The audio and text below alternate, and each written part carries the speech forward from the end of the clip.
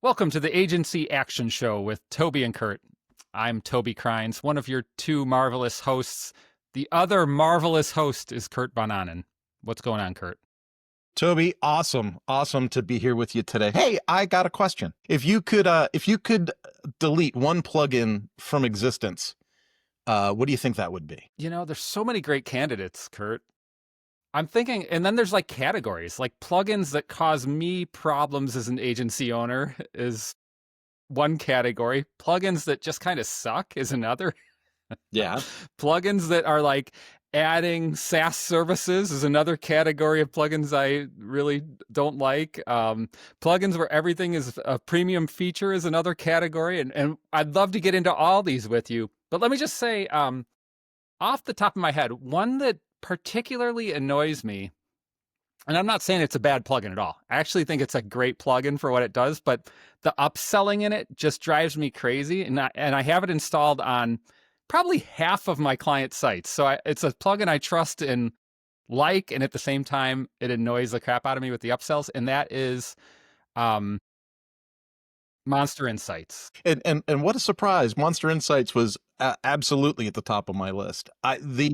The back end, just constant pitching. It is truly annoying, right? So that is definitely one of mine.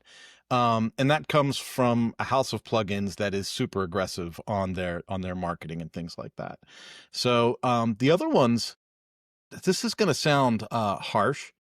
All-in-one SEO has really locked down some of my clients' websites.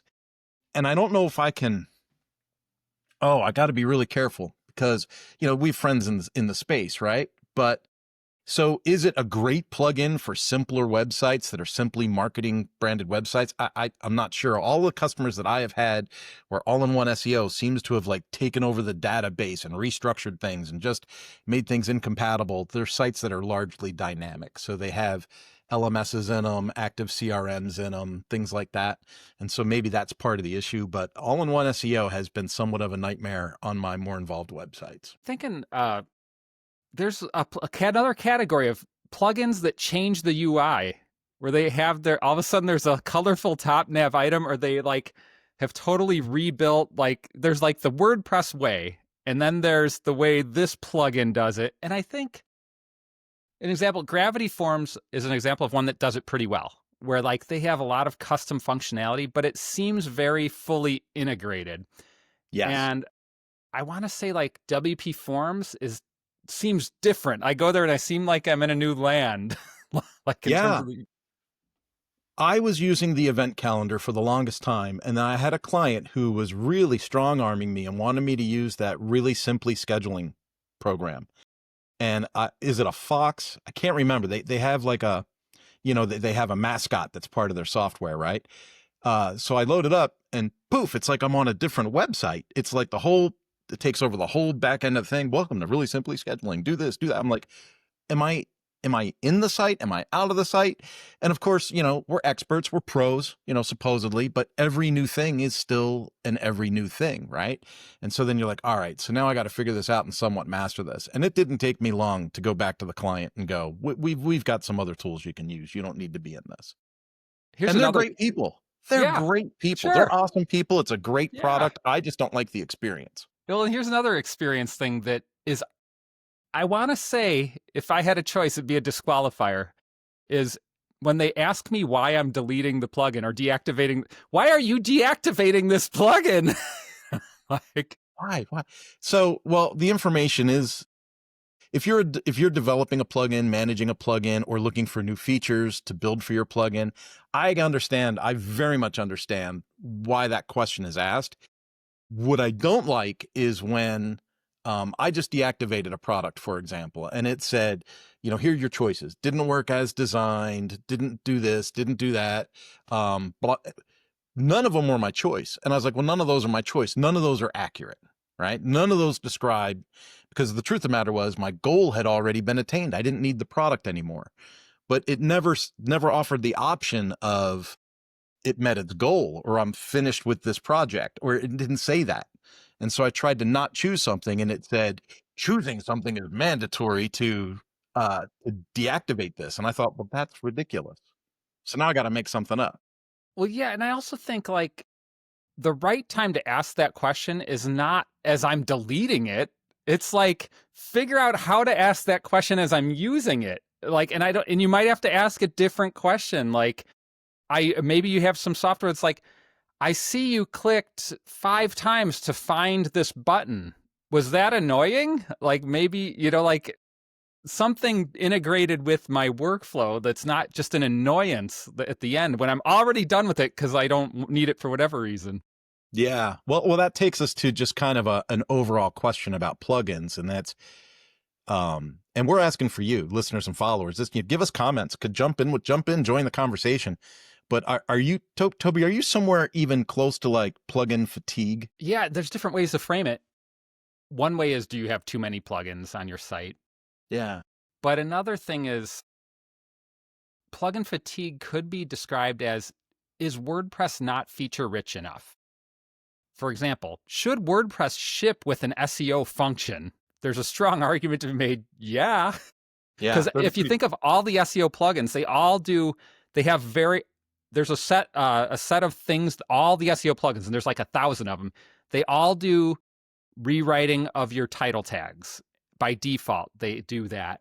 So why isn't that built into core? Every site installs one of those plugins that does the exact same thing. Yeah. It makes me wonder, there's plugins I'm a big fan of, right? But they'll have they'll have a core version, and it's usually something free that's in the repository. And then every little feature that you want is an add-on, whether that's part of a bundle or a separate add-on. And I understand why, but then when you go to your plugin listing in your site, you've got that core plugin, but then you've got the 8 or 9 add-ons that are in there, and that gets really cumbersome to manage and look at. Oh yeah, and I think Yoast checks a lot of these like boxes that annoy the heck out of me.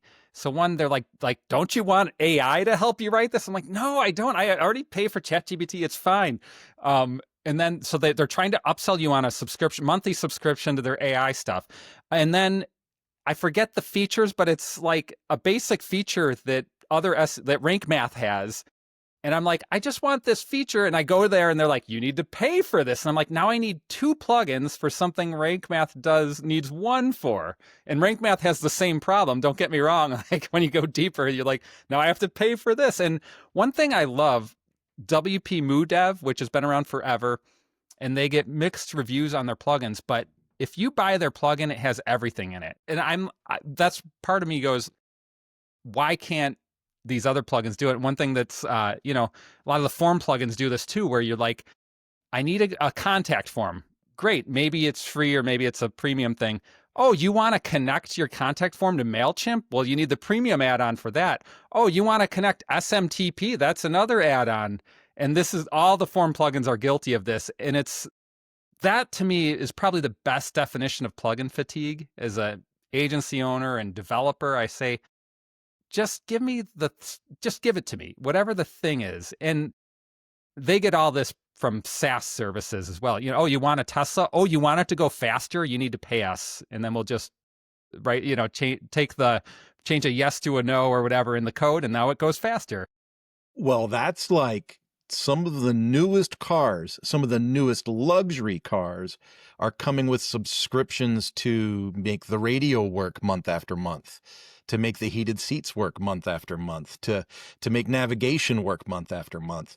And so the whole subscription nonsense, and we in the space are promoting that too. We're telling our clients, go out and get recurring income, have a membership page, have a this, have a that. But in reality, I think all of these subscriptions are just really starting to weigh on people. Yeah. I was talking to a friend, we were talking about, he was struggling with his satellite TV provider. This is a year or 2 ago. He's like, the joke was at the end of our conversation was, because he ended up quitting that and he went to Netflix and Amazon and Disney Plus, and he's like, don't you wish? So we all hated the monolith subscription TV service, and now we don't have that, but we have to pay for like 10 subscriptions to get the same thing. He's like, don't you wish there was some monolith TV subscription service that just packaged it all? Yeah, yeah. It's it's funny how we want things to be old school again. Like I saw a promotion for someone that said, "I'm creating home appliances that don't connect to anything other than the electricity in your house." Like Right. just I'm going to make washing machines that last for 30 years and just wash your clothes. You know, it has Yeah. an on and off button. Yep. That's run the load is done. Here's another plugin fatigue thing. WooCommerce is probably the biggest plugin Oh. fatigue culprit. Have you ever seen a WooCommerce site with less than 5 WooCommerce add-ons? So in my space, yes. Because there's WooCommerce and then the Lifter LMS integration. And then if you do subscriptions, you need the WooCommerce for subscriptions. So that leaves them with 3, right? But people run from WooCommerce, but then we end up in that space where the plugin is really like a SaaS platform, right? Like SureCart is really a SaaS, right? And so people are like, no, I want to be natively hosted inside and then it drives us back to WooCommerce. So yeah, I totally get it. WooCommerce is one of the ones I try to avoid like the plague, but then there's certain instances where customers have to have, 1 or 2 of those features in the add-on list. I think so. I recently had a client who was getting demolished by faulty transactions through WooCommerce, and they were pinging their PayPal, and some of them were getting through. And my solution to them was like, I don't trust WooCommerce to handle this. I think you should go to Shopify. And Oof. if you think Yeah. of like WooCommerce has one job, it's to secure the transactions. I mean, if you scrape it all away, that's its job. And it can't even do that. I don't know. Wow, this is like maybe we need to get James on a call. Mhm. But it's like I don't know that they view that as their one job, because it seems like they view things as 10 jobs, you know? And you and I go to the simplest of terms, right? We're A-driven type people. So we go, your job is to make secure transactions. With Lifter LMS, your job is to curate learning content, in order that makes sense. Um, but yeah, there's 15 other things that pile on top of that, and then it turns into something else. With WooCommerce, there's a whole other industry that's adding to WooCommerce. So it's not just the WooCommerce add-ons, it's all of the other companies that are involved in that space. And I know people in that space, and they're great people with great products. So I'm not bashing it. I'm just saying it's not a friendly environment, especially for new people coming into the space. Very difficult. So One thing so I want to drive back to SEO. So what are you using for SEO? Because we've talked about a couple of things that drive you crazy in SEO. What works for you with SEO? as an agency, we're using Rank Math, and that's because our SEO guy really likes it. Personally, I prefer the WP MooDev plugin. It's simpler, it has all the features I need. It's not upselling the AI SaaS platform. What are you using for SEO? I have a lot of clients I adopted that were on Yoast, and then I have some that I took off of all-in-one and put on Yoast. And I'm getting feedback from other people now that are telling me that Yoast is the worst thing to be using. But then when I look, they have a ton of people using it. So I get a little bit frustrated, and I personally am not the SEO expert in my little family of professionals. So like you, I have someone else that runs SEO for us. So I'm kind of out on a limb there. I'm probably looking to make a change. I'm just not sure to what yet. I think too, I haven't done full in-depth research, but my understanding of the SEO plugin space is it's like 100% parity. They all do the exact same thing for different costs. Versus if you compare it to the security space, very different. WordFence does their own research. They have their own definitions of what's a security breach. WP MooDev's security plugin doesn't do that. Last time I checked, it's more just like, we're going to scan your site. If it's hacked, we'll compare it against the WordPress database. And so it's a more basic security. There isn't feature parity between those two plugins. And I don't think, even if you install Security's plugin, there's not parity until you use their like hosted platform. So SEO seems to me like you could use any of the plugins, and it's just what one's cheaper, what one's faster, maybe. Yeah, more feature rich. I don't like that the SEO plugins, and you mentioned this, like changing titles and stuff, but it just seems like they take over so much of the database and restructure things that sometimes you lose some control or a sense of control of the project. Yeah. And let's keep going on SEO here. How much investment do you do every year, let's say, in SEO in terms of your time, money, energy, blood and treasure, etc.? I would say I've made a fairly large change just this year. Like 2025 is kind of like put my flag in the sand, if you will, and do some more stuff. And it's such a hard way to answer because I'm still not sure of the results, which is the hardest part with SEO, right? Because, we kind of talked before the show a little bit, right? Is it the more it changes, the more it stays the same, but it's still constantly changing. So like I'm doing more content creation, more blogging. I'm doing more video content and then transcriptions of video content and summaries of video content, repurposing of video content. And then I'm doing a deeper dive with um, different elements of tagging and keywords.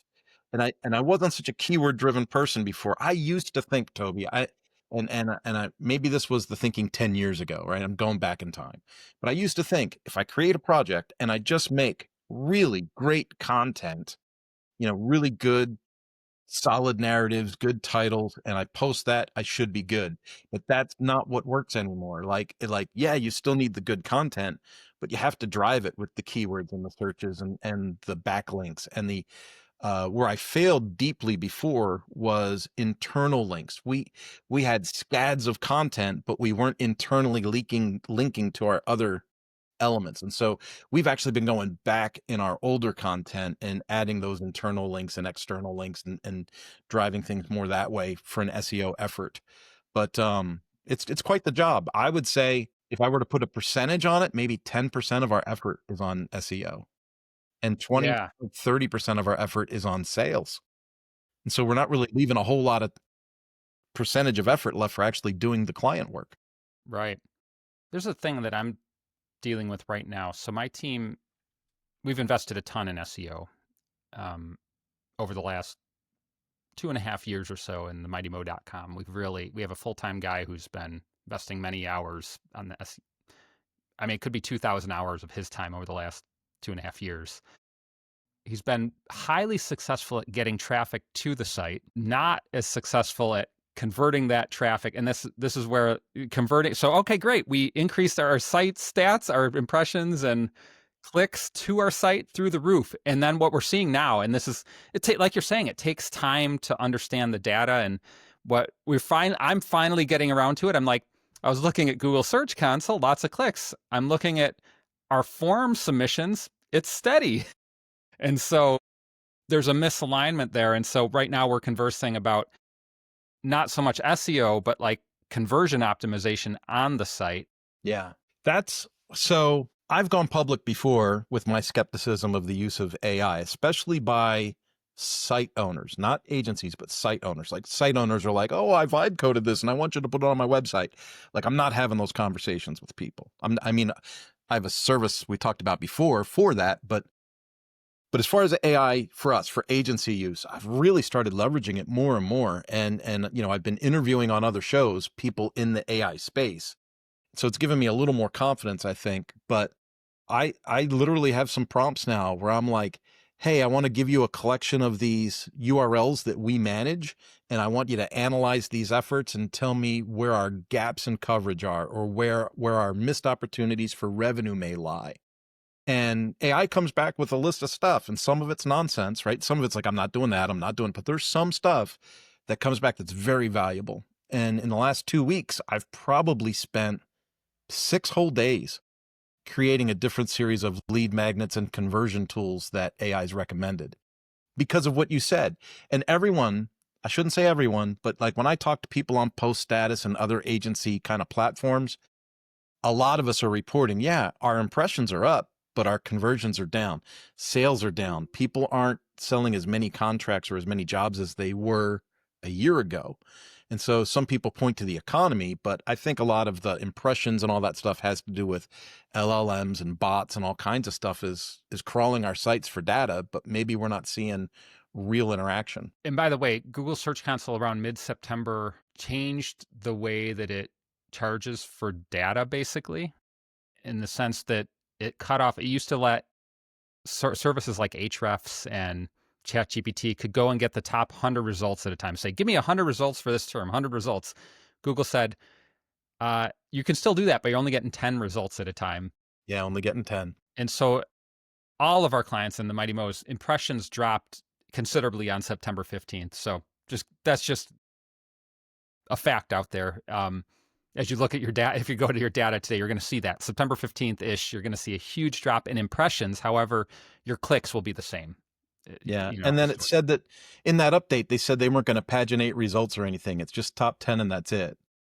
And then the thing that hit me was, search engines used to give you pages of results when you would search something, right? So at least people could search things out or do a deeper dive on a search. And then AI searches, LLM searches were typically showing, hey, here's your top 3 results.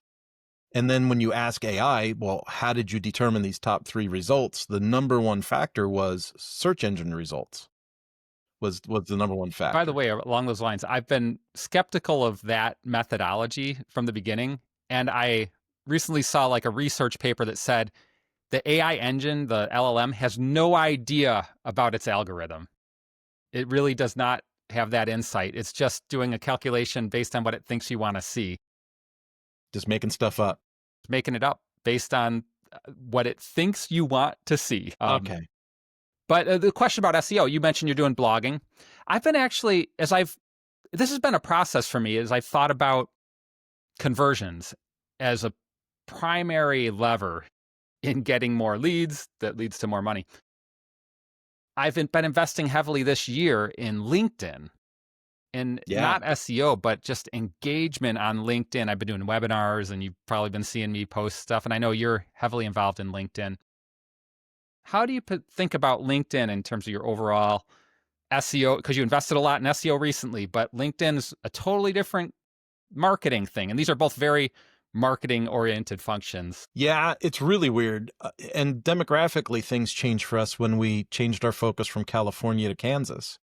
I mean, I still consider myself, a national or international provider of services, but I'm local to Kansas. And nobody in California was using Facebook anymore. But then I moved to Kansas and everybody and their brother is on Facebook. So I've had to actually restore some of my old Facebook work and effort. And I'm still on LinkedIn, pushing with LinkedIn. Now, on LinkedIn, I set a goal of like 10,000 connections. And my level of connecting on LinkedIn is organically very high, right? So I generally have conversations with most of the people I'm connected to. That has actually served as a disadvantage to me. So I always think it's fair to let people know what works and what doesn't work.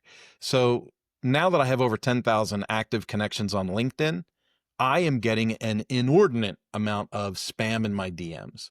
And so now I'm tasked with cleaning out these messages. And yeah, they go, you could hire a VA for that. But I like to be organic. I like to see I don't want to miss something I really wanted to see. And so I go through, now I'm disconnecting from a lot of people, but now I'm backfilling those connections with higher quality contacts. And so it takes a lot of management time and moderation. And I don't think people are really ready for it. Like they think, they go, oh, I just need to grow this. Remember, every time you grow a channel, you got to moderate it and keep control of it, right? And so it always takes ongoing work. And that's the phase that I'm in with LinkedIn right now. So I always encourage the growth, but you got to know that there's work on the back end of it once you get to whatever your goal is. A great point. And I've been thinking, so as I've gone deep in LinkedIn, I had a service I was hiring for about 4 months earlier this year to help me with the webinar outreach, connections, that sort of stuff. They weren't actually helping with the webinar itself, but they had a really specific service. It was kind of pricey. It was $500 a month for just like a pretty limited service, but to me, the strategy made sense. And then I hired someone to help, and actually hired them full time, and it was clear that at minimum that managing this person, and it might just be a personality thing. It might be that I set up the job description wrong, but that was becoming a challenge, managing this person that was supposed to take a lot of the LinkedIn load off my plate.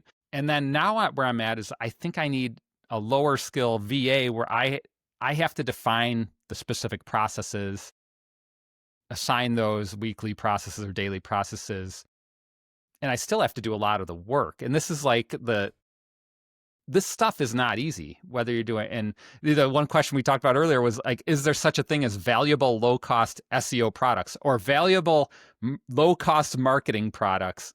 Probably not. And low cost, I mean, low effort. Even if it's, I would pay more to do less effort, but unfortunately those things usually, even if you're paying more, you're doing a lot of effort. Yeah, I kind of agree with you. I mean, it's at one point I was maxed out on Facebook, and I think it's what 5,000 connections you can have on, or likes or whatever they call it on Facebook. On LinkedIn, you can have 30,000. And once someone told me a great promotional tactic, because I'm in the e-learning space, would be to put a sample course into Udemy. And so I said, oh, that's actually pretty smart. I'm going to give that a shot. And now I'm very public about what a disaster that experiment was, because I put the course into Udemy.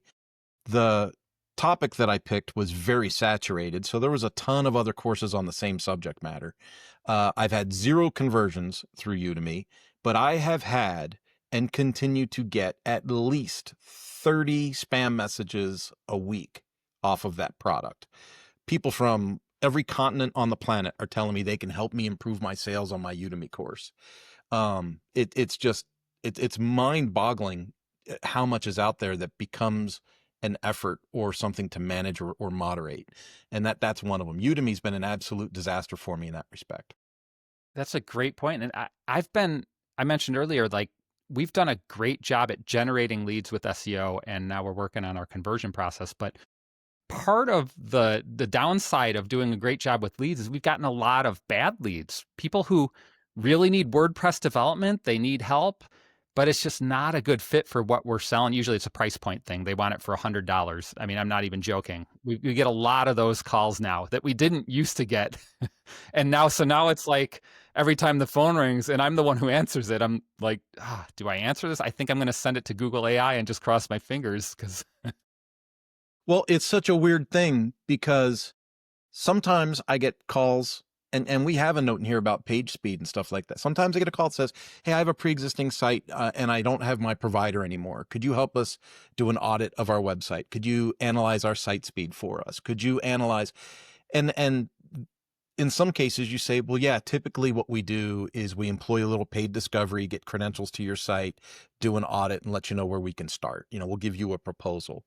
We can apply, you could be super nice and say, well, we can apply the cost of the, paid needs assessment, the paid discovery. We can apply that towards the contract if you say yes. But that helps weed out, the bad leads. But yeah, to your point, there's a ton of folks out there that just assume that because their aunt's cousin's nephew's sister knows how to make websites, that you should do it for free too. And that's just not reality. Yeah, and I like this question about site speed because it leads me to a question where you were going with, is it even valuable to do the site speed work? And this is an SEO question we get all the time because we sell SEO too. And people are like, can you just SEO my site? And I'm like, the product I would sell you for a cost you can afford won't help. It's basically Yoast Plus. Yeah. And I'm not going to sell that to you because I don't think it'll help. The product you need is going to cost way more than that. And it's not going to be worth it for you as a small business owner. As a small business owner, so I get that a lot here in my hometown. I go to a lot of entrepreneur meetups, and there's a lot of startups, and people get referred to me nonstop at these things. Oh, well, Kurt's the WordPress expert. Go talk to him. And then they immediately start asking me all these high-end, high-level questions. And I'm like, how many conversions do you anticipate getting through your website? Like, how many clients do you serve locally a month? Like, you're only generating a couple $1,000s a month in sales. You don't have the revenue to do this yet. It's the cart before the horse. You need a digital business card. You need a 1-page marketing site. You need you might need a 5-page basic brochure website, but you sure as heck don't need, community and e-commerce and appointment setting and all that stuff, because your business hasn't scaled to that requirement yet. Yeah, here's something I can help. By the way, anyone who's listening, I know this for a fact. If you call Kurt, he's going to offer you free advice. We're not saying we're untouchable or anything. Here's an example. Just yesterday, I was meeting with a client about something completely different. It was their they're working with a nonprofit and we were working on the nonprofit site. And then at the end of the meeting, he's like, can we take a minute and just look at my SEO really quick? I'm having a problem. And this is on his personal site. And I was like, sure, no problem. There were some so what his issue, so I looked at, I go, we were looking at a number of issues, and he's has a local business that's very local. So he needs to be in the maps. And we're like, why aren't you showing in the maps? And first of all, he didn't own his Google Maps. So this is free advice. I'm like, let's start the process of getting you so you can own your Google Maps. Step one. Another freebie that I gave him that's super valuable, by the way. If you don't own your Google Maps, you should do that. Second, I looked at his homepage, and homepage title was about us. Like, this was the SEO title, and the title. Yeah. I'm like, I think I don't know what impact this will have on your SEO, but just changing that will get you in the game. Like, without this, you're nowhere. And so we just worked, it took like, let's say 20 minutes total, conversing and researching, and then doing the actual work to claim his page and claim his Google page, and then fix his title tag. And he's in the game now. And just to give you a scope of what you can get for cheap, that's the scope pretty much. Yeah. And to your point, I think getting started is the hardest point for a lot of these folks, because they get overwhelmed with all these options and spam and everything else. Like, they have a million points of information coming at them, and they get overloaded and do nothing. Whereas if you can just have a quick conversation with an expert, and the expert says, hey, you might not be able to afford me, but do these 1, 2, 3 steps to get started, and then let's take a look at where you're at in 30 or 40 days. And then maybe you're in a position to say, hey, I could leverage your skills or your talents for a 3-month gig or something. One thing I really like doing in life, and it's part of my job, which I really love, and I have a hunch that you do too. We know, like, as a business owner, you got a million things coming at you every day. And this is every business owner. And sometimes you need an expert just to say, forget all that, do this one thing. And you can get it done in an hour. Just do that. That's going to move the needle. Yeah. It's the weirdest thing. As I've been in agency longer and longer, I've come to realize that the real value that we bring to the table, right, isn't our access and knowledge of the 65,000 tools that you can plug in with WordPress. Like, that's an impossibility, right? So it's not about how much I know about WordPress. It's about how much of an expert I've become on these slivers. And so when I talk to a client, and they're saying, well, what about this? And what about that? I go, look, if you're going to work with Manana No Mas, we've got a tech stack that we've used extensively, that we're truly familiar with, and we have relationships with the people that make these tools. These are the tools we're going to use to get you on your next step towards success. And they go, oh, because it's like, you as a business owner, you don't care what tools. And I know I'm probably going to rub some feathers wrong, especially over on the etch space, because their messaging is very different in etch right now. But a lot of the customers I talk to in the space, in the agency space, they don't care if I put them on Wix, Squarespace, WordPress. They don't care if I'm in the block editor, if I'm using Elementor, if I'm on the newest thing. The customer doesn't really care. And I know that people will object to me saying that, but the truth is the customer really doesn't care. Their focus is on a different thing in business altogether. They're just looking at us as experts to say, hey, how do you get my message or my purpose online so that people can find me and spend money with me? Yep. We have one more kind of section after this in this podcast. I wanted to, maybe for the first time ever, mid-podcast, say, click that bell, subscribe, like us, leave a comment. More than that, leave us a quick comment if you have a question. We do follow those. We try to get those into our podcasts. So leave a question in whatever platform you're watching this, whenever you're watching it, and we will do our best to incorporate that. Nice. And then what's our other question? Okay, Kurt. So this is the bigger question. What are the pros? Let's say you're a small business. What are the pros and cons of investing in an expensive but real security maintenance plan with an agency? This is a personal struggle. Security is almost in the same category as accessibility when talking to clients. Like they all want to focus on the design, the look, the feel. You know, I expected it to have more sizzle or splash or what, like they're all focused on that, right? And then you say, well, we got to make sure the site's accessible. And immediately their smiles disappear. They're like, well, why do I care about that? You're like, because you have to. Because you have to. It's one of the things. And security is the same thing. They go, well, who's going to hack us? We're just some small Tom, Dick, and Harry shop. And it's like everybody runs the risk of getting hacked. And then it happens. Someone local, like a tow company or something, some weird anonymous business gets hacked and it becomes locally known and people freak out. Well, it's easier to not be freaked out if you just have a little insurance on it. I don't know what you use for like real security. I think there's leaps and bounds in the security space. I think there's like simple backup tools. I think you can have some really good safeguards in your hosting. I think there's some really great tools like Blog Vault out there. Blog Vault and Malcare do a really good job. I know that a lot of people love WordFence. Personally, it's not one of my favorites, but a lot of people love WordFence.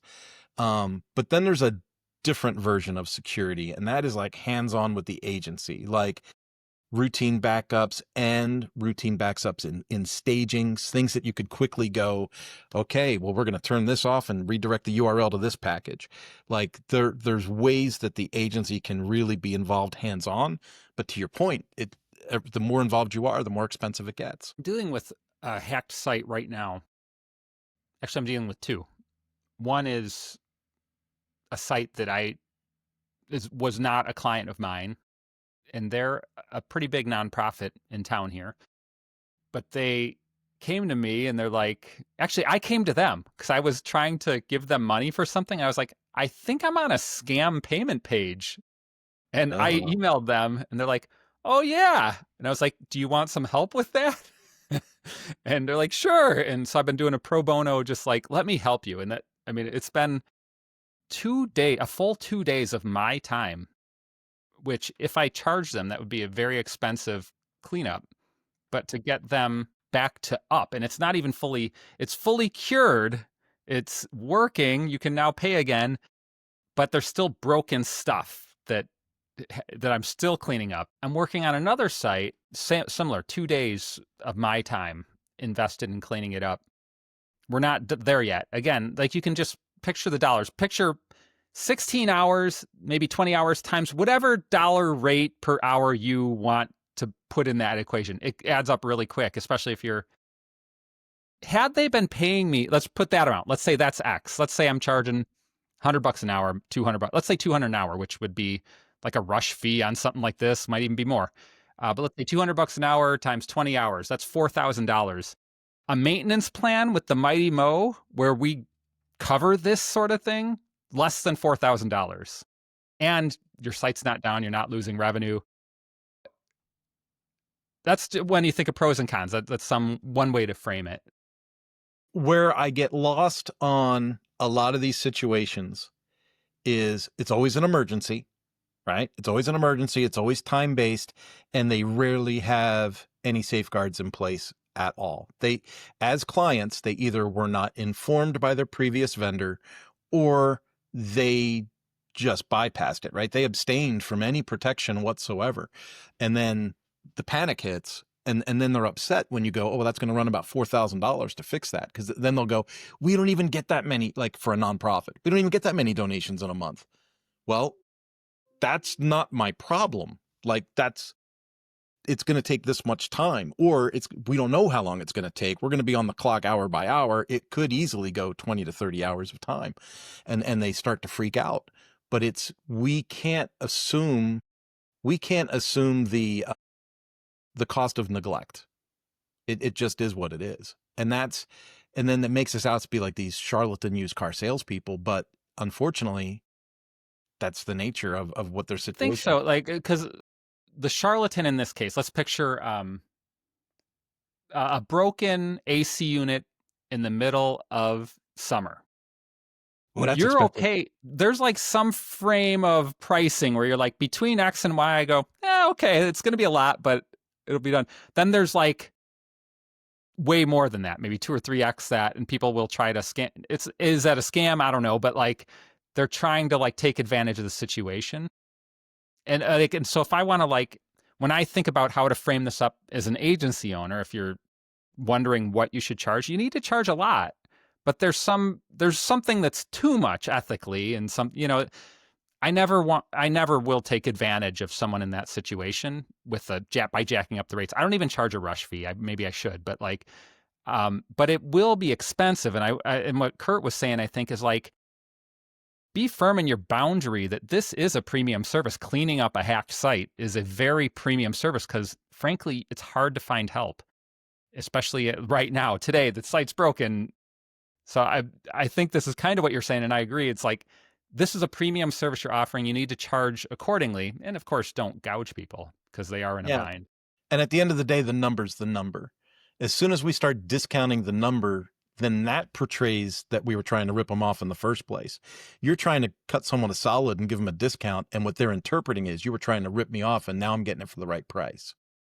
Like, so sales is such a weird thing with price anchoring and psychology and all those things. So when you figure up a number for somebody, the number's the number. Like, once you pitch it, it's pitched. And if you lose the deal, you lose the deal. But I think it's interesting. You had mentioned pro bono, and at this level of agency work, I'm 18, 19 years in at this point with Mañana No Mas, and a couple years before that with its previous name. I still find myself doing the same thing. I don't know what it is. I'll be talking to somebody at an entrepreneur meetup or something, and I'll say, hey, you know what? I could help you. It'd be pretty quick. Let me just do that for you. And I don't know where that really comes from. But there's certain pro bono stuff that we just do. We just help some folks out that really need it. But that's all the more reason why I have to maintain my pricing when I do pitch something. Great point. I think that's a great way to end. Just a great way to frame that up. This has been the Agency Action Show with Toby and Kurt. Again, like, subscribe, whatever you kids do these days. 6 or 7 times. By the way, my kids are like, Dad, 6, 7 is done. Like, our teacher did it yesterday. Our seventh graders tell me this. Our teacher did this 6, 7 thing yesterday, and no one in class reacted. Kurt, where can people get in touch with you? Well, I mentioned LinkedIn in the show. I'm still on LinkedIn. I'm the only Kurt Von on there and easy to find. And for business, we are Mañana No Mas. Great. And I'm at Over to you. themightymo.com, and you can also find me on LinkedIn. DM me. I also have, by the way, and if you go to my profile on LinkedIn, last week I did a webinar about how AI is impacting search. So it's kind of relevant to what we're talking about here. Thanks, everybody.